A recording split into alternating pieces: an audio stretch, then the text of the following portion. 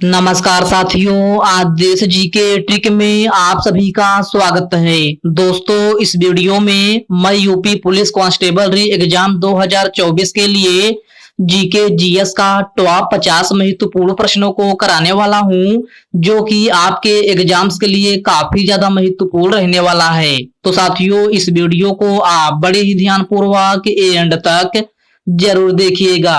तो साथियों, आज का पहला प्रश्न है, निम्नलिखित में से किसने 712 ईस्वी में भारत पर आक्रमण किया था? ऑप्शन है कुतुबुद्दीन ऐबक, मोहम्मद गौरी, अलाउद्दीन खिलजी या फिर ऑप्शन डी है मोहम्मद बिन कासिम। तो साथियों, 712 ईस्वी में भारत पर आक्रमण जो है मोहम्मद बिन कासिम ने किया था।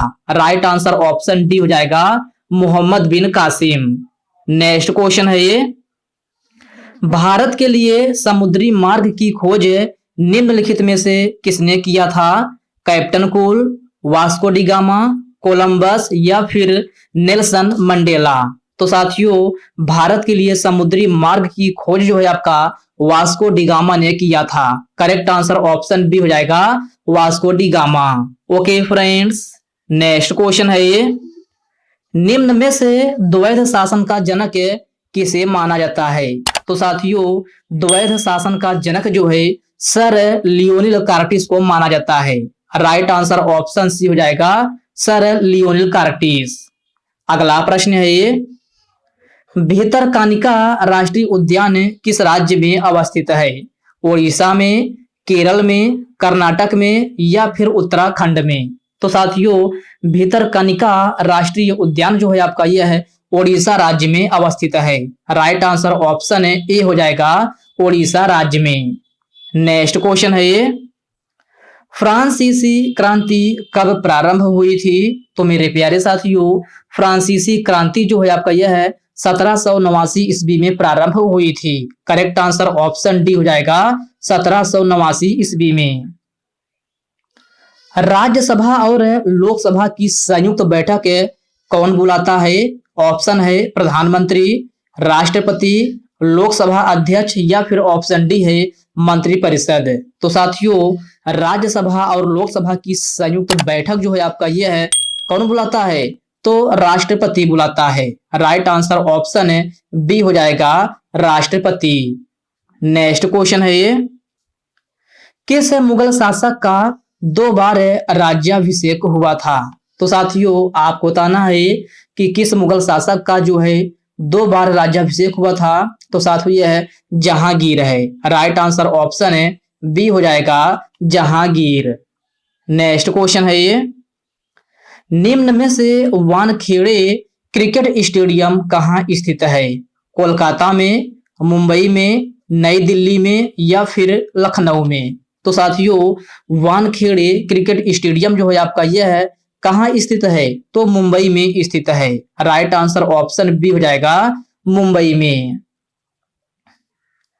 आगा खां कप किस खेल से संबंधित है? तो मेरे प्यारे साथियों, आगा खां कप जो है आपका यह है हॉकी खेल से संबंधित है। राइट आंसर ऑप्शन डी हो जाएगा, हॉकी। नेक्स्ट क्वेश्चन है ये, भारतीय पुरातत्व सर्वेक्षण के पहले निदेशक कौन थे? तो साथियों, भारतीय पुरातत्व सर्वेक्षण के पहले निदेशक जो है आपका यह है अलेक्जेंडर कनिंघम थे। कौन है? Alexander Cunningham. अर्थात इस प्रश्न का करेक्ट आंसर ऑप्शन सी हो जाएगा। ओके फ्रेंड्स, क्लियर है? चलिए बढ़ते हैं नेक्स्ट क्वेश्चन की ओर। अगला प्रश्न है आपका, भारत में जय हिंद पुल कहां पर स्थित है? कोलकाता में, मुंबई में, जयपुर में या फिर आगरा में? तो साथियों, भारत में जय हिंद पुल आपका जो है यह कोलकाता में स्थित है। तो प्रश्न नंबर 11 का सही आंसर ऑप्शन ए हो जाएगा। घूमर निम्न में से किस राज्य का प्रमुख लोक नृत्य है? तो साथियों, यह जो है आपका घूमर कहाँ का है? तो राजस्थान का है। राइट आंसर ऑप्शन डी हो जाएगा, राजस्थान। नेक्स्ट क्वेश्चन है ये, निम्न में से मुगल सम्राट जहांगीर ने किसे इंग्लिश खां की उपाधि दी थी? ऑप्शन है William Hawkins, William Shakespeare, Albuquerque या फिर ऑप्शन डी है इनमें से कोई नहीं। तो साथियों, जहांगीर ने इंग्लिश खां की उपाधि जो है विलियम हॉकिंस को दी थी। करेक्ट आंसर जो है ऑप्शन है ए हो जाएगा, विलियम हॉकिंस। नेक्स्ट क्वेश्चन है, किस देश को सफेद हाथियों का देश कहते हैं? तो मेरे प्यारे साथियों, सफेद हाथियों का देश जो आपका यह है थाईलैंड को कहते हैं। राइट आंसर ऑप्शन डी हो जाएगा, थाईलैंड को। पीर पंजाल रेलवे सुरंग स्थित है। तो साथियों, आपको बताना है कि पीर पंजाल रेलवे सुरंग कहाँ स्थित है? जम्मू कश्मीर, उत्तराखंड, दिल्ली, हिमाचल प्रदेश। तो कहाँ स्थित है? तो पीर पंजाल रेलवे सुरंग जो है आपका यह है जम्मू कश्मीर में स्थित है। तो प्रश्न नंबर 15 का करेक्ट आंसर ऑप्शन ए हो जाएगा। भारत के प्रथम मुख्य चुनाव आयुक्त कौन थे? तो साथियों, आपको बताना है कि भारत के प्रथम मुख्य चुनाव आयुक्त कौन थे? तो साथियों यह है सुकुमार सेन थे। कौन है? सुकुमार सेन। प्रश्न नंबर 16 का करेक्ट आंसर ऑप्शन बी हो जाएगा। वेल्थ ऑफ नेशन पुस्तक के लेखक कौन है? तो मेरे प्यारे साथियों, आप बताना है कि वेल्थ ऑफ नेशन पुस्तक के लेखक कौन है?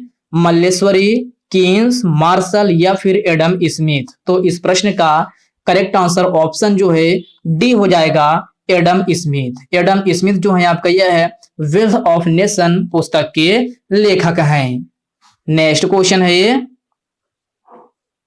वह कौन सा महाद्वीप है जहां एक भी ज्वालामुखी नहीं है? ऑस्ट्रेलिया महाद्वीप, यूरोप महाद्वीप, अंटार्कटिका महाद्वीप या फिर ऑप्शन डी है अफ्रीका महाद्वीप। तो साथियों, इस प्रश्न में आपसे पूछा गया है कि वह एकमात्र कौन सा महाद्वीप है जहां एक भी ज्वालामुखी नहीं है? तो साथियों, इस प्रश्न का करेक्ट आंसर ऑप्शन जो है ए हो जाएगा, ऑस्ट्रेलिया महाद्वीप। ऑस्ट्रेलिया महाद्वीप में जो है आपका एक भी ज्वालामुखी नहीं है। तो आपका सही आंसर ऑप्शन ए हो जाएगा। भारत में मतदाता की न्यूनतम आयु क्या है? 25 वर्ष, 21 वर्ष, 18 वर्ष या फिर 15 वर्ष? तो साथियों, भारत में मतदाता की न्यूनतम आयु जो है आपका यह है कितना है? तो 18 ईयर है। करेक्ट आंसर ऑप्शन है सी हो जाएगा, 18 ईयर्स। अर्थात आपका प्रश्न नंबर 19 का करेक्ट आंसर ऑप्शन सी हो जाएगा। अगला प्रश्न है ये, दो अक्षांश रेखाओं की बीच की दूरी लगभग कितनी होती है? ध्यान से क्वेश्चन को पढ़िएगा। इसमें आपसे पूछा गया है दो अक्षांश रेखाओं की बीच की दूरी जो है आपसे पूछा गया है कितना होता है? तो 111 किलोमीटर, 121 मील, 111 मील या फिर 121 किलोमीटर। तो साथियों, दो अक्षांश रेखाओं की बीच की दूरी लगभग जो है आपका यह है कितना होता है? तो 111 किलोमीटर होता है। राइट आंसर ऑप्शन ए हो जाएगा, 111 किलोमीटर। सौर मंडल का सबसे छोटा उपग्रह कौन सा है? फार्डेलिया, फोबोस, लेडा या फिर डिमोस? तो मेरे प्यारे साथियों, सौर मंडल का सबसे छोटा उपग्रह जो है आपका यह है डिमोस है। तो प्रश्न नंबर 21 का करेक्ट आंसर ऑप्शन डी बन जाएगा। निर्वाचन आयोग का चेयरमैन कौन होता है? उपराष्ट्रपति, मुख्य निर्वाचन आयुक्त, राष्ट्रपति या फिर ऑप्शन डी है प्रधानमंत्री? तो साथियों, निर्वाचन आयोग का चेयरमैन जो है आपका यह है मुख्य निर्वाचन आयुक्त होता है। राइट आंसर ऑप्शन बी हो जाएगा। द फ्यूचर ऑफ इंडिया नामक पुस्तक के लेखक कौन है? दीपक चोपड़ा, अमिताभ घोष, बिमल जालान या ऑप्शन डी इनमें से कोई नहीं? तो द फ्यूचर ऑफ इंडिया नामक पुस्तक के लेखक जो है आपका बिमल जालान है। राइट आंसर ऑप्शन सी हो जाएगा। अगला प्रश्न है ये, भारत में मतदाता की आयु को 21 वर्ष से घटाकर 18 वर्ष कब किया गया था? तो भारत में मतदाता की आयु को 21 वर्ष से घटाकर 18 वर्ष जो है आपका 1988 ईस्वी में किया गया था। राइट आंसर ऑप्शन ए हो जाएगा, 61वां संविधान संशोधन 1988 या फिर आपका 1989 भी कहीं कहीं मिल सकता है, तो इसको आप देख लीजिएगा। अगला प्रश्न है ये, चाणक्य किसके दरबार मंत्री थे? तो अशोक, चंद्रगुप्त, अकबर या फिर चंद्रगुप्त द्वितीय। तो आपसे पूछा गया है चाणक्य किसके दरबार में मंत्री थे? तो चाणक्य आपका जो यह चंद्रगुप्त के दरबार में मंत्री थे। राइट आंसर ऑप्शन बी हो जाएगा चंद्रगुप्त। ओके फ्रेंड्स, इसको आप अच्छे से जरूर याद रखिएगा। क्लियर है? बढ़ते हैं अगले क्वेश्चन की ओर। रामकृष्ण मिशन की स्थापना किसने की थी? राजा राम मोहन राय, स्वामी विवेकानंद, हमीर अब्दुल्ला या फिर ऑप्शन डी है इनमें से कोई नहीं। तो मेरे प्यारे साथियों, रामकृष्ण मिशन की स्थापना जो है आपका यह है स्वामी विवेकानंद ने की थी। किसने? स्वामी विवेकानंद ने। अर्थात प्रश्न नंबर 27 का करेक्ट आंसर ऑप्शन बी बन जाएगा। नेक्स्ट क्वेश्चन है, अंग्रेजों ने भारत में अपनी पहली फैक्ट्री कहाँ स्थापित की थी? सूरत में, कोचीन में, मसूलीपट्टनम में या फिर इनमें से कोई नहीं। तो अंग्रेजों ने भारत में अपनी पहली फैक्ट्री जो है आपका यह है कहाँ स्थापित की थी? तो सूरत में स्थापित की थी। कहाँ? सूरत में। करेक्ट आंसर ऑप्शन ए हो जाएगा सूरत में। कब स्थापित की थी सूरत में? तो 1608 ईस्वी में स्थापित की थी। तो इस पॉइंट को भी आप याद रखिएगा। पूछा जाए अंग्रेजों ने भारत में अपनी पहली फैक्ट्री कहाँ स्थापित की थी? तो सूरत में की थी। कब की थी? तो 1608 ईस्वी में की थी। तो इन पॉइंट को आप अच्छे से जरूर ध्यान में रखिएगा। क्लियर है? बढ़ते हैं नेक्स्ट क्वेश्चन की ओर। राष्ट्रपति पद हेतु उम्मीदवार की न्यूनतम आयु कितनी होनी चाहिए? 25 वर्ष, 35 वर्ष, 32 वर्ष या फिर 27 वर्ष। तो मेरे प्यारे साथियों, राष्ट्रपति पद हेतु उम्मीदवार की न्यूनतम आयु सीमा पूछा गया है। तो न्यूनतम आयु सीमा आपका 35 वर्ष होना चाहिए। राइट आंसर ऑप्शन बी बन जाएगा 35 वर्ष। शिवाजी का माँ का क्या नाम था? तो शिवाजी का माँ का नाम क्या था? मीराबाई, ताराबाई, लक्ष्मीबाई या फिर ऑप्शन डी है जीजाबाई। तो मेरे प्यारे साथियों, शिवाजी का माता का नाम जो है जीजाबाई था। क्या? जीजाबाई। तो प्रश्न नंबर 30 का करेक्ट आंसर ऑप्शन डी हो जाएगा। विटामिन बी की कमी से कौन सा रोग होता है? तो साथियों, विटामिन बी की कमी से होने वाला रोग जो है आपका बेरी रोग है। राइट आंसर ऑप्शन क्या हो जाएगा? ऑप्शन ए हो जाएगा बेरी रोग। और साथियों, आप को बताइए कि विटामिन बी का रासायनिक नाम क्या होता है? तो विटामिन बी का रासायनिक नाम क्या होता है? थायमीन होता है। क्या? थायमीन। और विटामिन ए का पूछा जाए तो क्या होता है? रेटिनॉल होता है। तो इन पॉइंट को आप अच्छे से जरूर ध्यान में रखिएगा। अगला प्रश्न है ये, महात्मा गांधी को सर्वप्रथम महात्मा किसने कहा? तो मेरे प्यारे साथियों, आपको बताना है महात्मा गांधी को सर्वप्रथम महात्मा जो है किसने कहा? तो साथियों, यह आपका रविंद्रनाथ टैगोर ने कहा। किसने? रविंद्रनाथ टैगोर ने। प्रश्न नंबर 33 का करेक्ट आंसर ऑप्शन बी बन जाएगा। नेक्स्ट क्वेश्चन है ये, दिल्ली का लाल किला किसने बनवाया था? शाहजहां ने, अकबर ने, अशोक ने या फिर ऑप्शन डी है चंद्रगुप्त मौर्य ने।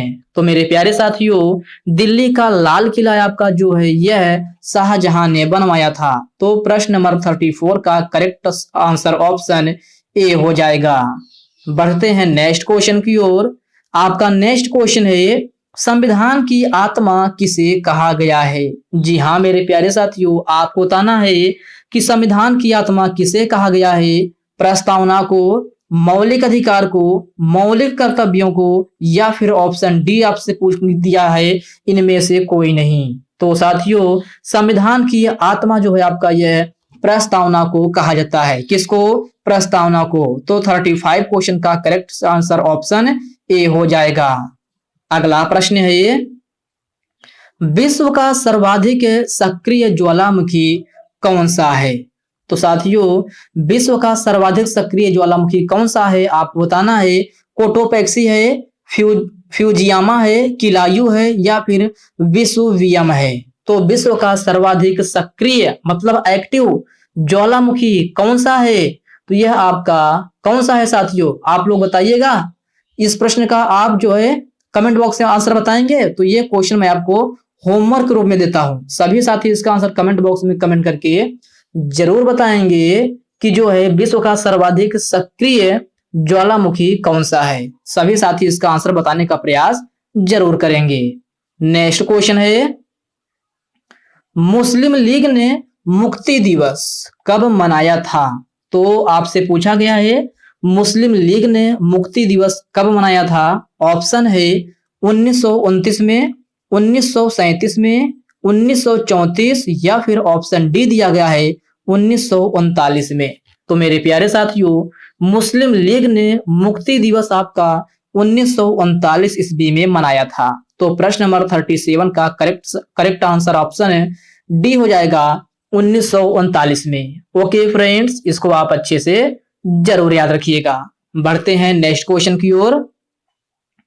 अयोध्या में स्थित बाबरी मस्जिद का निर्माण किसने करवाया था? जी हाँ मेरे प्यारे साथियों, आप बताना है कि अयोध्या में स्थित बाबरी मस्जिद का निर्माण किसने करवाया था। मीर बांकी, राणा प्रताप, हुमायूं या फिर ऑप्शन डी अकबर। तो अयोध्या में स्थित बाबरी मस्जिद का निर्माण जो है आपका मीर बांकी ने करवाया था। किसने? मीर बांकी ने। अर्थात इस प्रश्न का सही आंसर ऑप्शन ए हो जाएगा।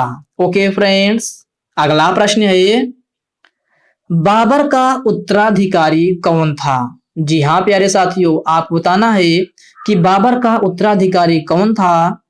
जहांगीर, नुसरत शाह, हुमायूं या ऑप्शन डी इनमें से कोई नहीं। तो बाबर का उत्तराधिकारी आपका जो है यह कौन था? तो हुमायूं था।